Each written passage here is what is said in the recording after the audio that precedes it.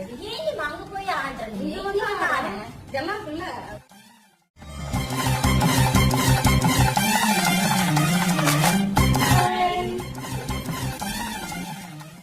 அடி செக்கச்ச வந்த அழக கொஞ்சம் செழிச்சு கிடக்கும் திமிர 10 வருஷம் பக்கம் இருந்தும் பார்த்ததில்லடி நானும். அந்த ராஜ கதவு திறந்தா பல ரகசியமும்